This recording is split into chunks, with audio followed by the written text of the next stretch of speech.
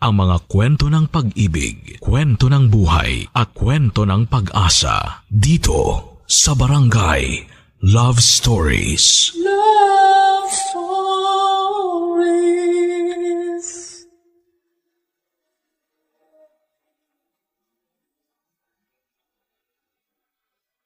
Ang isang kasunduan ay isang kontrata sa pagitan ng dalawa o higit pang tao na susundin ng lahat ng napag-usapan.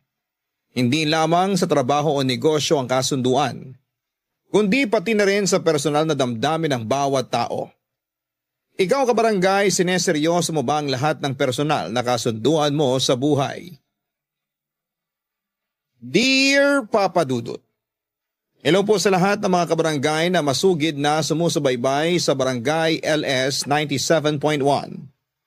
Ako po si Rich. Hindi po galing sa Richard ang pangalan ko, kundi Rich lang po talaga ang ipinangalan sa akin. 30 years old na po ako sa ngayon at ang kwento ko po ay nangyari noong 2018. Isa po akong waiter. Aaminin ko po na marami po akong nagiging kaibigan ng mga customers sa restaurant na pinagtatrabahuhan ko. Dahil po yun sa ugali ko. Masasabi ko pong mabait ako at isa po akong taong madaldal. Hindi naman po nega yung pagiging madaldal ko. Ako po yung madaldal na tsikador. Opo, mahilig po akong makipag-usap. Isa po sa mga naging kaibigan ko ay si Caroline. 32 years old, siya noong 2018. Mas matanda siya sa akin ng 3 taon. Pag dumarating po siya ay mas lamang ang pakikipag-usap ko sa kanya. In other word po ay espesyal siya, Papa Dudu. Nung una ko siyang makita ay nagka-crush na ako sa kanya. Pero bawal po yon sa trabaho kaya hanggang crush lang ako at nasa loob ko lamang yon. Yun nga lang ay parang halatang espesyal ang tingin ko sa kanya. Yun pong espesyal na trato na yon ang ikinaiinis naman ni Caroline. Madalas masungit si Caroline sa akin. Pero baliwala po yun dahil nga po sa bukod sa ipinanganak akong machika, ay may lihim na pagkagusto talaga ako kay Caroline. Normal naman ang pakikipag-usap ko kay Caroline gaya din ang pakikipag-usap ko sa ibang tao. Pero halatang halata na may gusto talaga ako dahil mabitawan lang ni Caroline ang gamit na tissue ay kinukuha ko kaagad yon para itapon. Konting kalat sa table ni Caroline ay nakaabang kaagad ako para linisin. Dagdag yon sa ikinakainis ni Caroline sa akin. Aware po ako pero personalidad ko na po talaga ang bagay na yon. Sabi ni Caroline ay para daw kasing nakakaloko ako. Kasi yung kakabitaw pa lamang niya itatapon ko na. Pero kahit naiinis si Caroline sa akin ay hindi naman niya ako inire-report. Sinusungitan niya ako pero hindi niya inaaway. Sa totoo, madaming panahon na dapat nag-request siya na huwag na ako ang mag-serve sa kanya. Pero hindi niya ginagawa, Papa Dudut.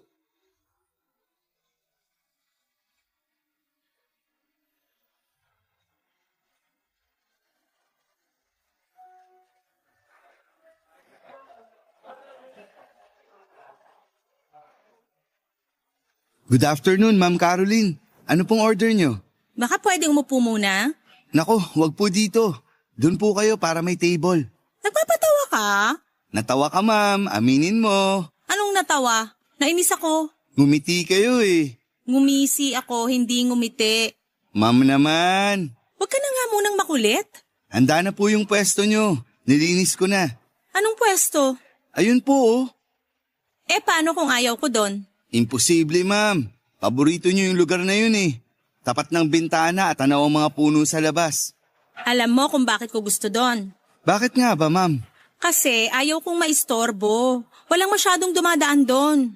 Makakaasa kayong walang iistorbo sa inyo. Paano ka nakakasiguro?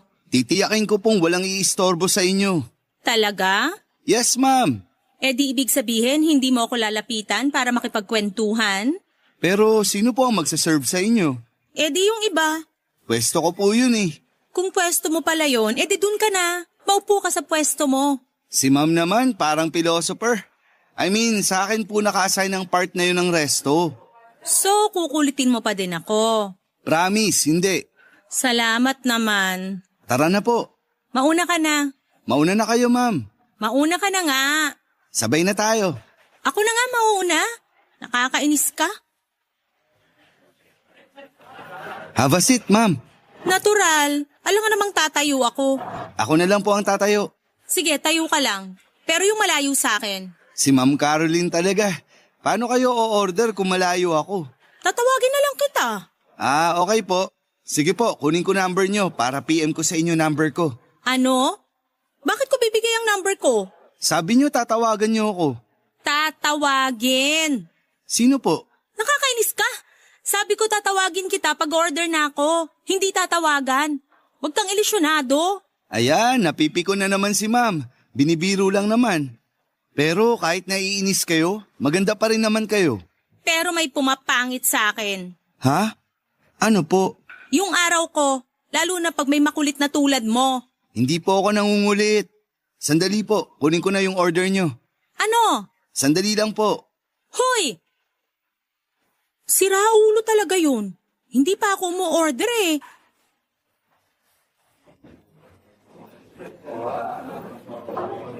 Eto na po, ma'am. Teka nga, paano mo nalaman na yan ang order ko? Tama ang order pero hindi ganyang kadami ang o-orderin ko. Ma'am naman, sa tinagal-tagal nyo na pumupunta dito, hindi naman nagbago ang order nyo, kaya ayan na po. At wag po kayo mag-alala, 2 order po ang dala ko. Kaso, akin po yung isa. Eh paano kung biglang magbago ang order ko ngayon? Imposible po yan. Proven po na paborito nyo yan. Kaya kain na po kayo. Pwede po ba ako makishare ng table? Ano? Hindi mo ba alam na bawal yung ginagawa mo? Naka-duty ka tapos uupo ka dito para kumain? Ma'am, kanina pa po ako naka-out sa work. Nirequest ko lang po na ako na ang magsaserve sa inyo kahit naka-out na ako. Pwede po ba ako makishare? Bahala ka nga. Sige na, maupo ka na. Salamat, ma'am.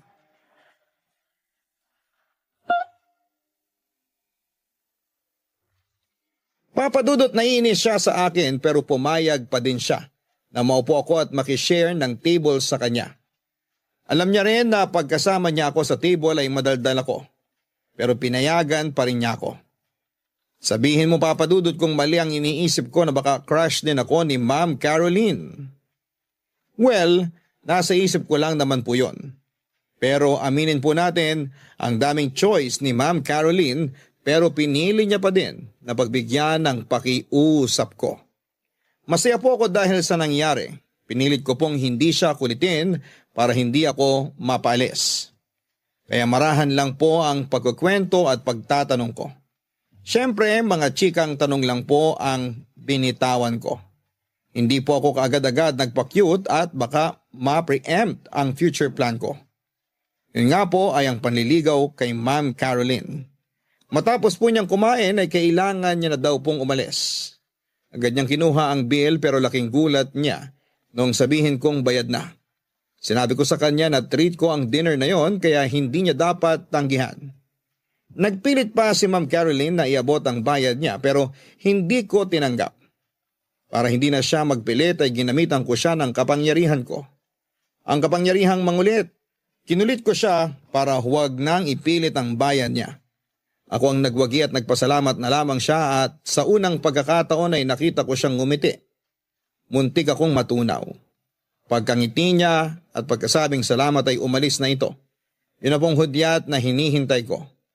Ang ngiti niya, yun ang hudyat para simulan ko na ang aking pakay. Ang ligawan siya papadudot.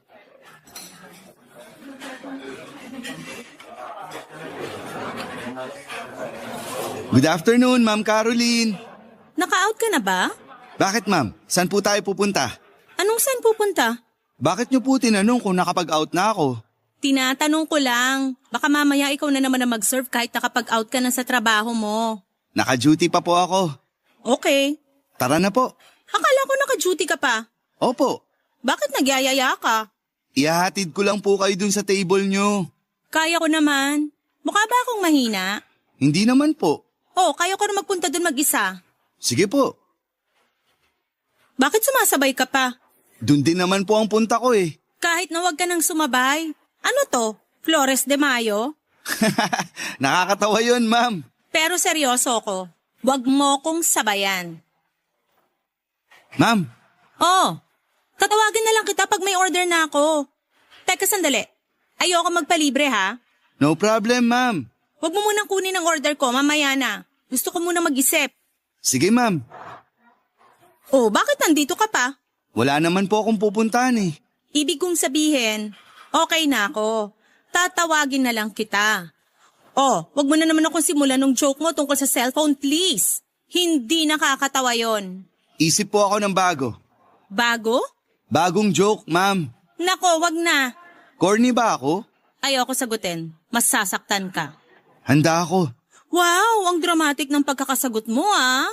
Ganun naman po palagi. Huy, seryoso ka ba? Aalis na po ako. Sandali! Rich, sandali! Bakit, ma'am? Sorry, biro lang. Bakit kayo nagsusorry? Magpapalit lang naman ako ng damit. Ha? Ibig mo sabihin hindi ka nasaktan sa sinabi ko? Wala ka naman sinabing masakit. Akala ko sensitive ka eh. Teka, bakit ka magpapalit ng damit? Off-duty na po ako. Paibay ba schedule mo? Minsan lang naman. Wait lang.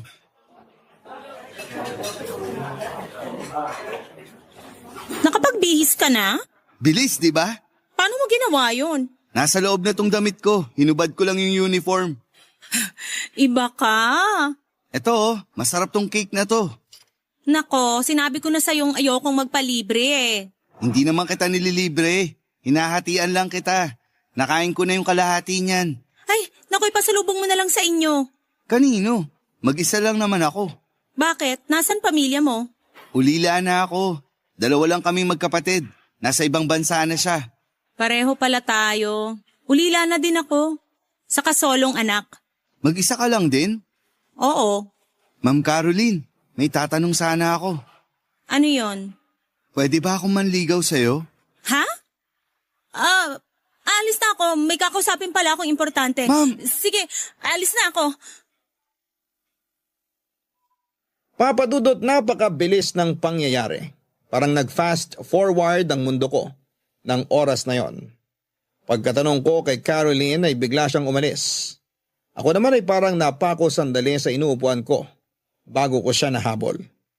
Pagkalabas ko ay wala na siya. May nakita akong taxi na paalis. Pinilit kong habulin pero mabilis ang andar. Sobrang lungkot ko noon, Papadudot, at hindi yon ang inaasahan ko. Nakakagulat ang reaksyon ni Caroline. Gulong-gulo ako sa reaksyon ni Caroline. Buong magdamag akong nag-isip. Umalis siya nang hindi sinasagot ang tanong ko. Pwede niya naman agad sabihin kung oo o hindi, pero hindi siya sumagot. Dahil sa nangyari, mas nagpursige akong ituloy ang bala ko. Kasi hindi niya ako binasted. Ibig sabihin, may nararamdaman din siya sa akin. Mali lang siguro ang naging diskarte ko. Kaya nabigla siya at ganon na nga ang naging reaksyon. Nangako ako sa sarili ko na aayusin ko at pag-iingatan na ang susunod na hakbang. Barangay Love Stories. Barangay Love Stories. Papadudot, isa po sa mga nagpalakas lalo ng loob ko ay nung mag-walk out si Caroline. Dapat kung galit siya, kung ayaw na niya akong makita, dapat ay hindi na siya bumalik pa sa restaurant. Pero bumalik siya. Kahit nadagdagan ang kumpiyansa ko sa sarili ay hindi ko naman nauulitin ang biglain siya, Papadudot. Nagpakabait ako at naging maingat, pero si Caroline ay balik sa ugali niya nung una. Itinataboy na naman niya ako, pero hindi ako susuko. Doon pa ba matapos akong bigyan ng malaking pag-asa ni Caroline mismo? Ganon pa rin ang naging siste. Palagi pa rin nandoon si Caroline. Palagi pa din niya akong pinagtatabuyan pero hindi naman inaaway. Balik umpisa kaya mas maingat na ako. Pero may nalaman ako sa totoong katauhan ni Caroline, Papadudot.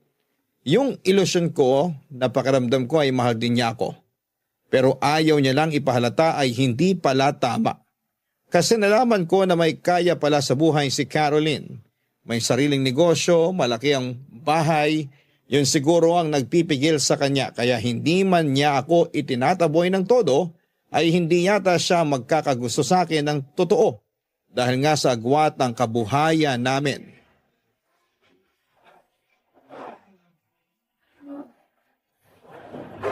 Good afternoon, ma'am. Aba, bakit ang baba ng energy? Malinis na po ang table nyo. Consistent ah. Sige na, papunta na ako doon.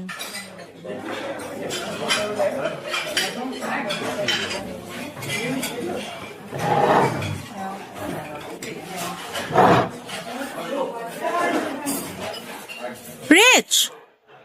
Yes, ma'am. Bakit hindi ka yata sumunod agad? Para mabigyan kayo ng space. Wow ah.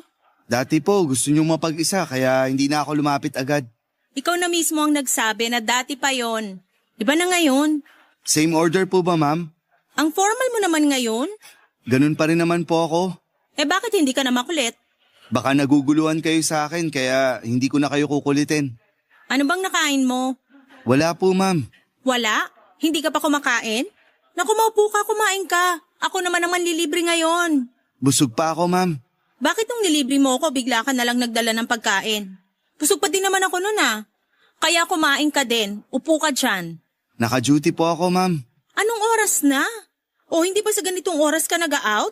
Nagpa-extend po ako. Nang buhok? Okay. So hindi nakakatawa. Sorry naman. Gusto nyo ba na iba ang mag-serve sa inyo? Anong iba? Di ba pwesto mo to? Pwede naman po ako makipagpalit. Alam mo, niloloko mo na ako. Sabi mo dati hindi pwede yon. Dati po yun. So may bagong batas na pwede na. Bakit naging pwede? Birthday ba ng presidente nyo? Hindi naman po sa ganun. Grabe, wala ba akong ganang kausap? Hindi naman po. Tama ba tong napasukan ko? Bakit iba ka? Naabdak ba ako ng alien? Kukuha na po ba ako ng order o mamaya na po? Alam mo, aalis na lang ako. Wag, Ma'am Caroline.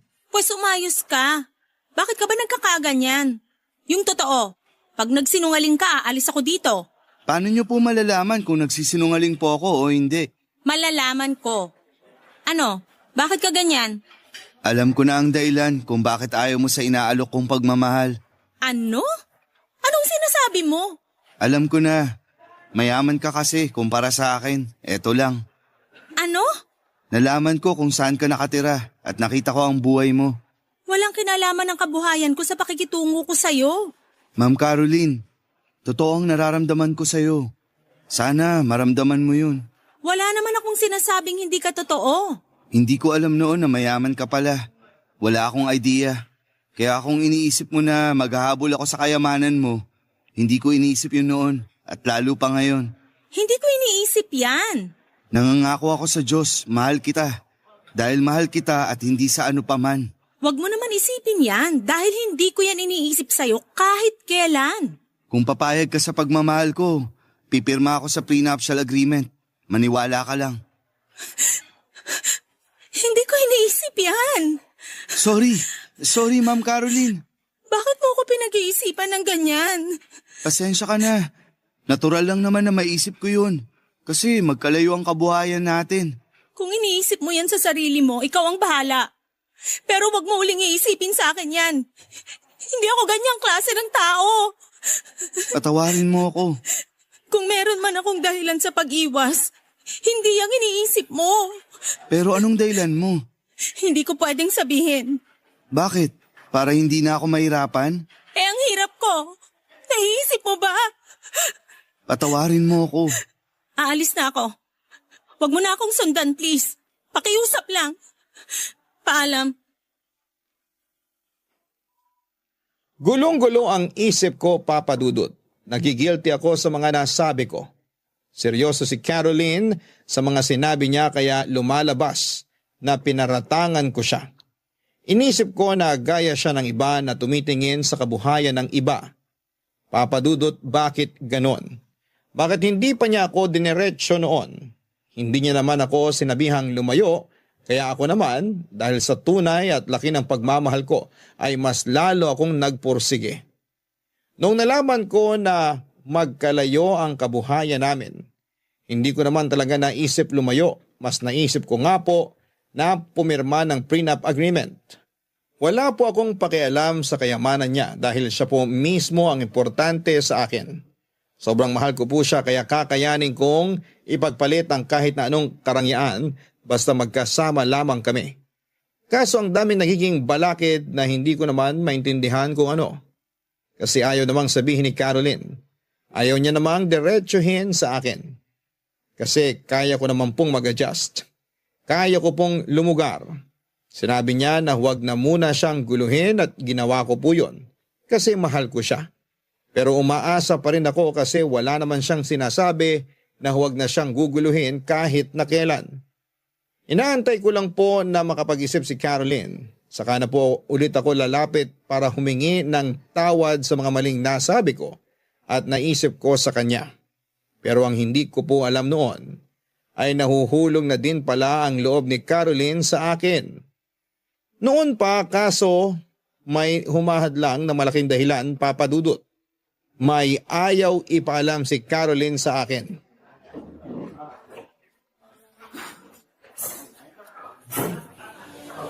Rich, Ma'am Caroline, bakit nandito ka ng ganitong oras? nagpalipat muna ako. Doon ka ba sa dati mong pwesto? Oo, Tara na, salamat. trabaho ko yan. Ang lamig naman ng sagot mo. Ayoko makulitan ka sa akin. Namiss ko naman yung kakulitan mo. Baka mainis ka na naman. Hindi naman ako naiinis. Inaarte ko lang yung inis ko. O ayan na, inamin ko na. Sorry sa mga nasabi ko ha. Kalimutan mo na yon. Naka-move on na ako doon. Kamusta ka? Ayos naman ako. Mabuti naman. Bakit ka nagpalipat ng oras? Para sundin ang hiling mo. Na? Na wag muna kitang guluhin. Alam kong tuwing hapon ka nagpupunta dito kaya nakipagpalit muna ako ng pang-umaga para hindi mo ako makita. Iniiwasan mo talaga ako? Dahil yun ang gusto mo. Hindi ka man lang kumontra? Dahil mahal kita. Ayan, nasabi ko na. Dahil mahal na mahal kita. Kaya lahat ng gusto mo gagawin ko. Alam ko na ang pangit ng timing ko. Pero nandito na tayo pareho eh.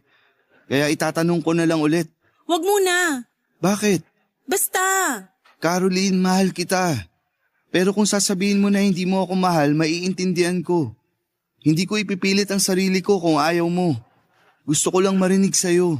Saka na. Bakit mo tinatakbuhan ang tanong ko? Ano, hihingi ka na naman ng space? Tapos aalis ka at iiwan ako na nag-iisip kung bakit? Kung ano bang mali ang nagagawa ko? Pinipilit kong gawin ang lahat ng gusto mo. Kahit masakit sa akin, ginagawa ko. Mapagbigyan lang kita.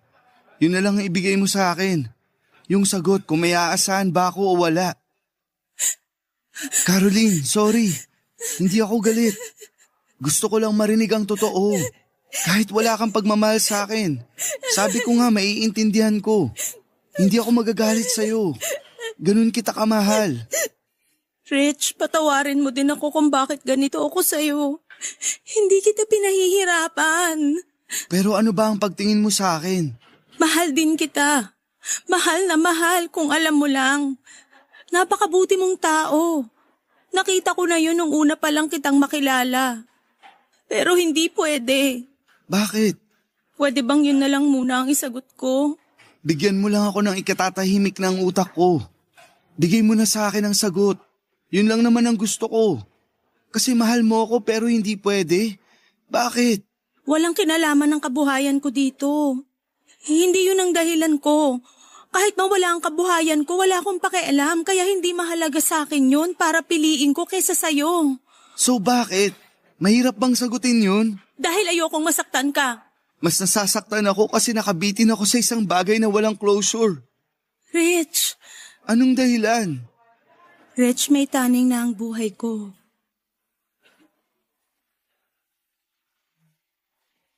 Ano? May ilang buwan na lang ako para mabuhay. May sakit ako. Huwag ka namang ganyan. Hindi ako nagdadahilan. Sana nga lang hindi totoo kasi ayoko pag mawala.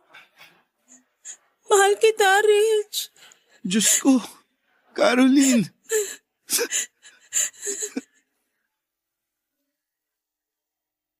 Papadudot, napakasakit ng narinig ko. Pinilit ko ng husto si Caroline na sabihin sa akin ang dahilan pero noong madinig ko na ay pilit kong binubura sa isipan ko. Iniisip ko na baka nananaginip lamang ako na biro lang ang lahat. Pero totoo, kahit sampalin ko ang sarili ko ay magigising lamang ako sa parehong panaginip. May taning na ang buhay ni Caroline. Yun ang dahilan. Kaya kahit mahal niya ako ay ayaw niyang maging kami, Papa Dudut. Dahil ayaw mag-commit ni Caroline sa isang bagay na iiwan niya rin. Ayaw niyang bigyan ako ng pag-asa na aagawin niya rin pagdating ng panahon. Papa Dudut, hindi pa nagiging kami ni Caroline, pero higit pa doon ang nararamdaman ko sa kanya. Mahal na mahal ko siya. Bakit kailangan dumating sa akin yon para lang mawala? Tanging dasal na lamang ang pinanghahawakan ni Caroline para mapigilan ang kapalaran niya. Kaya naman sinabayan ko siya sa pagdarasal. Kasi baka naman may magawa pa.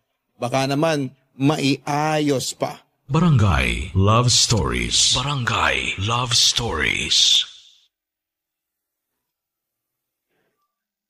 Pero kahit nalaman ko yon, ay hindi ako sumuko at lalong hindi ko sinukuan si Caroline, Papa Dudut. Pinalalayo ako ni Caroline para daw hindi masakit para sa akin kapag dumating ang oras na yon. Pero ipinakiusap ko sa kanya na hayaan niya ako. Damdamin ko yon na kahit ako ay hindi ko hahadlangan. Papa Dudut, humahagulhol na naman si Caroline at muli ako natakot na baka may nasabi akong hindi maganda. Ayokong pasamain ang loob ni Caroline, ayokong may stress siya kasi yon ang nagpapalala ng sakit niya, ang labis na stress. Humingi na naman ako ng tawad at sinabing kalimutan na ang hindi magandang nasabi ko. Pero nagulat ako nang sabihin niya na naiyak lang daw siya dahil sa mas napatunayan ko daw kung gaano ko siya kamahal. Wala namang nagbago, Papa Dudut, hindi nagbago o nawala ang pagmamahal ko sa kanya. Niyakap niya ako at pinasalamatan. Kinausap niya ako na i-let go na raw ang pag-asa at tanggapin na lamang ang lahat. Hindi ako pumayag. Hanggang nandito tayo sa mundo ay laging may pag-asa basta walang susuko. Hindi ako sumuko kaya sinabihan ko rin siya na lumaban. Ano man ang mangyari ay pangahawakan namin at huwag paliliparin ang pag-asa. Pero iba ang nasa isipan ni Caroline. Ayaw niya talaga akong paasahin. Kaya lalayo siya, hindi gaya ng dati na panandalian lamang pero noong huling paglayo niya ay sobrang tagal na hindi ko siya nakita sa restaurant. Kaya napilitan akong puntahan siya sa bahay. Pagdating sa bahay ay naghintay ako sa labas. Natagalan bago niya ako nilabas at nang lumabas siya ay sa garden lang kami nag-usap.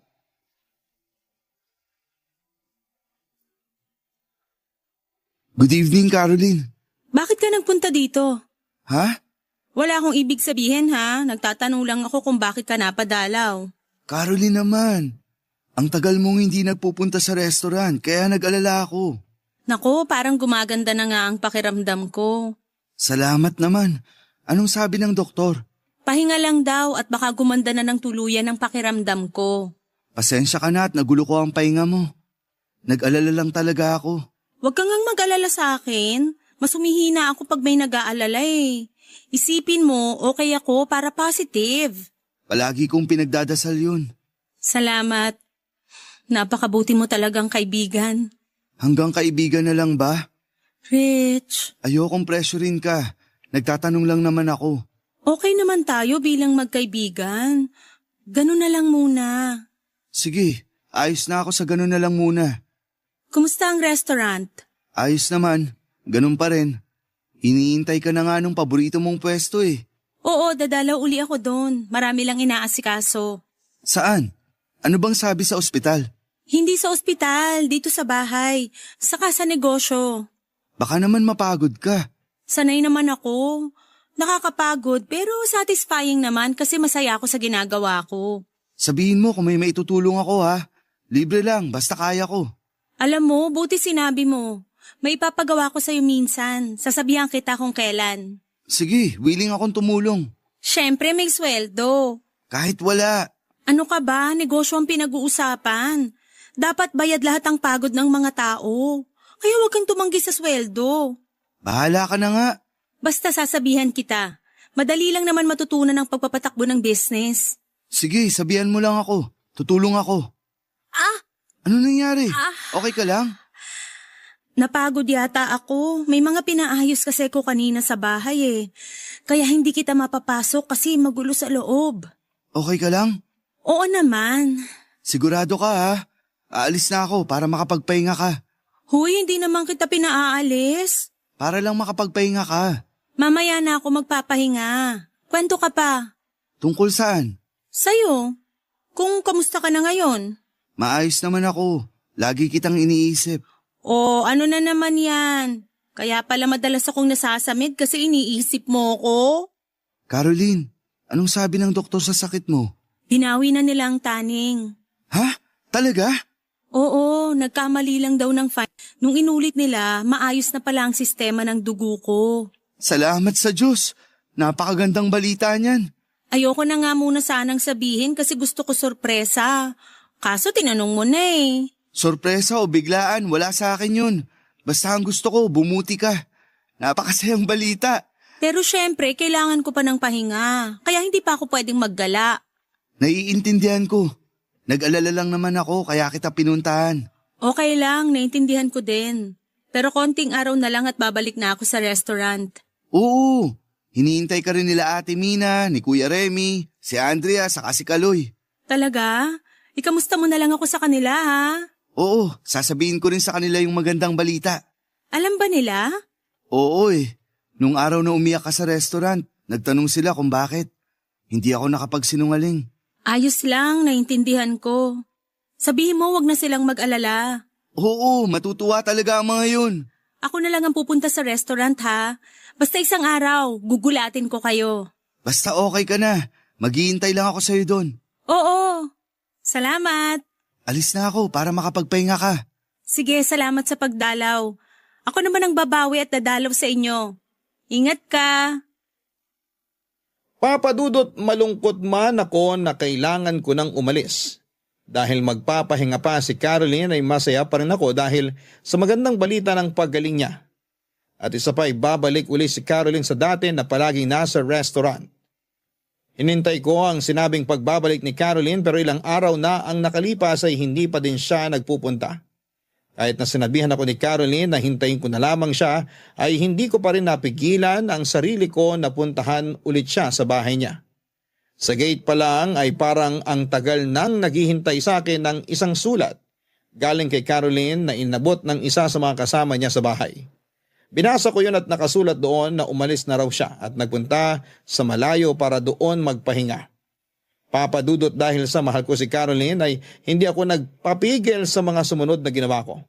Tumakbo ko papasok ng bahay kaya hinabol ako ng ilang mga kasama ni Caroline pero nakapasok pa rin ako. Nagulat ako sa nakita ko, papadudot. Sa mismong sala ng bahay ni Caroline ay nakaset up ang isang kama at para kang nasa loob ng isang ospital. Hindi ako nakapagsalita sa mga nakita ko. Wala na ding nagawa si Caroline kaya pinalabas niya na muna ang mga humabol sa akin, kasama ang dalawang nurse na nagbabantay sa kanya. Hinang-hina na siya, papadudot.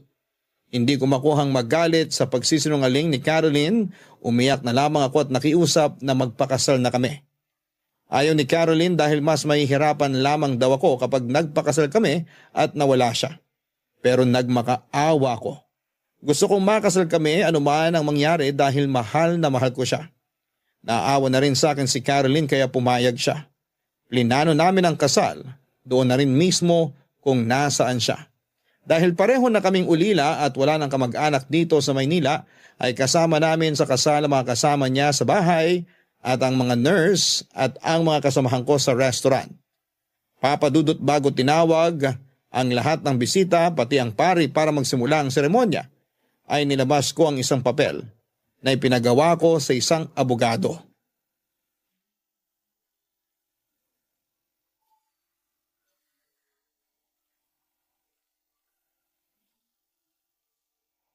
Kaya mo bang umupo? Oo, Oh, dahan-dahan. salamat. May kailangan ka ba bago ko sila tawagin? Wala naman. Gusto mo ba munang uminom ng tubig? Hindi na. Ayos na ako. Sigurado ka?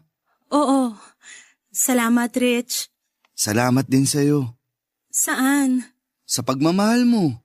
Pasensya ka na sa mga nangyari. Mahal kita noon pa. Pero kailangan kong itago dahil nga sa kalagayan ko. Naiintindihan ko. Pero sana noon mo pa sinabi sa akin yan. Natatakot ako eh. Saan? sa magiging reaksyon mo. Baka kung lalayuan mo ko, mas hindi ko kayanin. Kaya araw-araw akong nasa restaurant kasi sumasaya ako kapag nakikita kita, kapag nakakausap kita. Ikaw ang nagpapahaba ng buhay ko. Hahaba ang buhay mo kasi hindi kita iiwan. Salamat. Sa lahat. Salamat sa pagtanggap. Ikaw ang tumanggap sa akin. Ano ba yan? Bakit? Tama na nga, mamaya maiyak ka. Masira ang makeup mo. Waterproof daw to. Oh, yan na nga bang sinasabi ko eh. Nasamid lang ako. Ako, ayoko umiyak. Wala ka naman makeup ah. Wala nga, kaso ang pangit ko umiyak. Nakita mo naman. Ikaw talaga. Ayan, wag na nga tayong tumawa. Ayaw mo din umiyak tayo? Basta masaya tayo. Nag-uumapaw ang saya ko. Ako rin. Sigurado ka na ba sa gagawin natin? Ano ba namang tanong yan? Binibiro lang kita. Ayoko ng usapan na yan. Sige na nga. Nagustuhan mo ba ang damit ko? Oo naman, pero dapat may belo para iaangat ko pag halik ko sa'yo. Wala eh. Nung pinatahi ko to, wala talagang belo. Okay lang naman, mas importante ka naman kaysa sa belo. Matagal ko nang pinatahi ito eh. Aha, noon mo pa pinlano na magpakasal tayo, no? Sige na nga. Pero eto na, magpapakasal na tayo. Waiting na nga ang mga bisita at si Father sa garden eh. Tawagin na natin sila. Mamaya na. Baka naiinip na sila. May gusto muna akong ipakita sa'yo.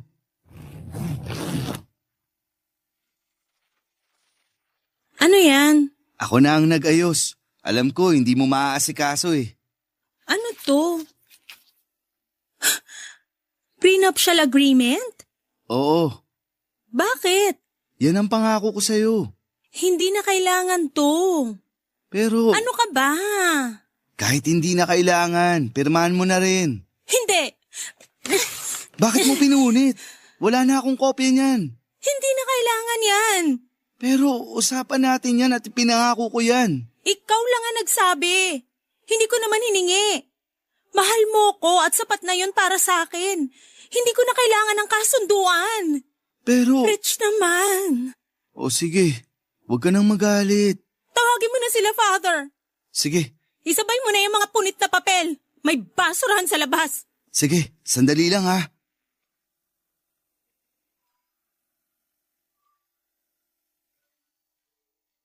Natuloy ang kasal namin, Papa Dudut. Alam kong iba ang nararamdaman ko dahil sa sitwasyon. Pero pilit kong binura yon sa isipan ko. Napakaligaya ko nung araw na yon. Ganon din si Caroline. Kahit kami-kami lang kasama ng mga kaibigan ay masaya kami. Pinunit ni Caroline ang pinagawa kong prenuptial agreement. Gusto ko lang din naman kasing sundin ang pinangako ko nung nakiusap ako sa kanya na magpakasal na kami. Ayoko mag-isip ang ibang tao na sinasamantala ko si Caroline. Pero noong punitin niya ang papel ay ipinangako ni Caroline na hindi na namin pag-uusapan ang tungkol sa bagay na yon. Nagsama kami ni Caroline at nagpaalam muna ako sa restaurant na magbabantay kay Caroline. Pinayagan naman ako at sinabing may babalikan daw ako kung gusto kong magtrabaho ulit doon. Nagsama kami ni Caroline ng halos 3 buwan. Papadudot na wala na din si Caroline matapos ang maikling pagsasama namin. Pero kahit maikli ay nilubos namin yon at walang sinayang na oras. Sa bawat sandali habang nararamdaman namin na palapit na ng palapit ang bangungot na ayaw naming mangyari ay lalong lumalim ang pagmamahala namin. Cremation po ang gusto ni Caroline kaya yun po ang ginawa namin. Matapos po ang cremation ay nagulat ako nang lapitan ako ng abogado ni Caroline. Binasa niya sa akin ang last will ni Caroline. Sa akin niya iniwan ang lahat ng mga ari-arian niya. Ang bahay, pati ang negosyo, pero sinabi rin doon na kung gusto kong isara ang negosyo ay gawin ko lang daw. Inabot sa akin ang isang sulat na iniwan ni Caroline. Doon nakasaad ang lahat ng nilalaman ng puso niya. Papadudot hindi ko alam kung paano pipigilan ang sarili ko dahil parang sumabog lahat ng kinikimkim kong sakit sa dibdib. Itinago ko yon dahil ayaw kong makita ko ni Caroline na umiiyak. Sobra ang pasasalamat sa akin ni Caroline.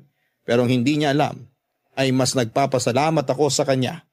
Kahit nasa sandaling pagsasama namin ay naramdaman ko ang mahalin ng sobra. Papa Dudut, okay na ako ngayon. Dito na ako nakatira sa bahay ni Caroline at hindi ko pinapaalis ang mga kasama niya rito. Itinuloy ko rin ang negosyo kahit na wala akong alam ay inaral ko talaga para umikot ang pera dahil aktibo ako ngayon sa pagtulong sa mga may sakit na kagaya ni Caroline.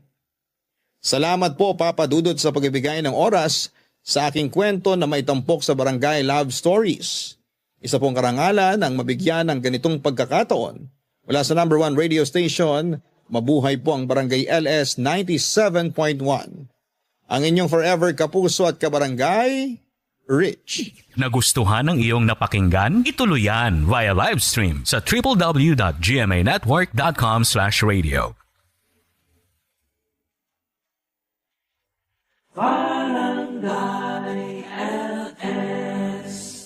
Forever.